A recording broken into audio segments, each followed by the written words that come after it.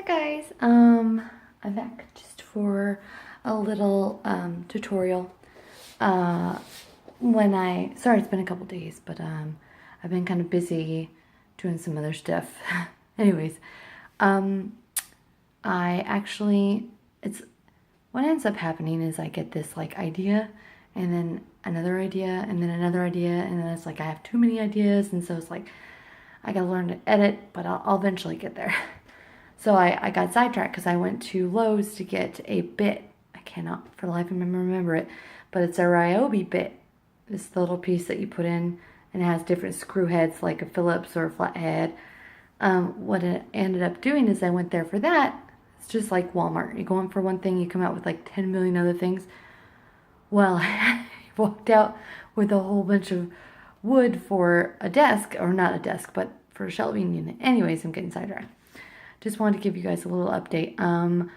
I cut and stained my wood for a shelving unit that I'm going to put up hopefully this evening if it dries soon enough. But that's a whole nother thing in itself. Oh, I miss this spot. Anyways, so this is what I've been working on right now. When I put my desk in the other day, it was really squeezed in quite tight, so I gouged out a lot of spots for it being as tight as it was. So I went to Lowe's, and one of the things that I bought was, it's called Dry Decks. It's this lovely stuff right here, and you can get different setting times. There's different kind of stuff for different kind of things.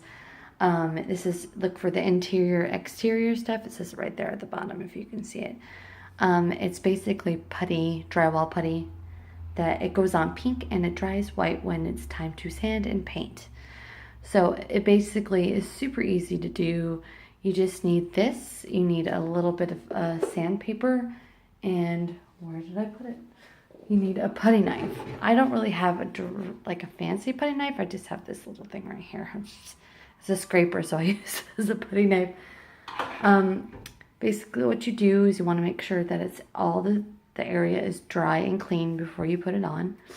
And if you have frayed edges, like I did when I took out the screws on my wall, what I did is I just took some sandpaper and sanded it down to where it was flush and peeled off any loose paper that you have. That way, when you put the putty on, it goes on more evenly. But you want to make sure that the holes are open and clean and dry, so when you put the putty in, it sticks inside of it and it dries, so it becomes a part of the actual wall. So make sure you want to prep the area before you do that. Let me show you. It's actually drying really quickly. I'll show you the last one I did. It goes on pink. So if you can see that, I don't know if you can. It's got like a pink hue to it. So I sanded it down. It doesn't really matter if you sand it over the paint that you've done, because you're going to end up sanding it afterwards anyways, and you're going to repaint over it. It's super easy. But that's what I did for the holes in my wall. And also, I did it for under my desk. Now, on my desk, I literally, I'm not even joking, I did it like 5 minutes ago, and it's already turning white. I don't know if you'll see because the lighting's terrible down here, but that's basically what you're looking at. See that gouge right there? That was a big old gouge. Like, it took out a big chunk of it. Now, it says on the instructions, always read the instructions, that if it's deeper than a 1/4 inch, then there's some special steps, instructions you have to take with that as well. So make sure that you follow all the instructions. What you do is you want to put it on, and then you want to take the angle of your putty knife and you want to angle it almost at a 45-degree, almost parallel to the wall. And you want to make sure that you put in maybe 1, maybe 2, depending on how deep your gouge is a couple of layers. And you want to do it in several different ways. You want to wipe down, you want to wipe to the side. That way you're impacting it from different angles. Because if you just swipe down, you're going to maybe miss the top of the hole, and you want to make sure enough putty's in there. So if it's a bigger hole, I'd say do 2 coats of putty. And then what you want to do is you want to try to scrape off as much excess of it as you can. That way it'll dry more quickly, and it'll be a lot easier to sand, and you won't have those, like, especially if you have a textured wall, you can tell after it's been painted where people have puttied over before.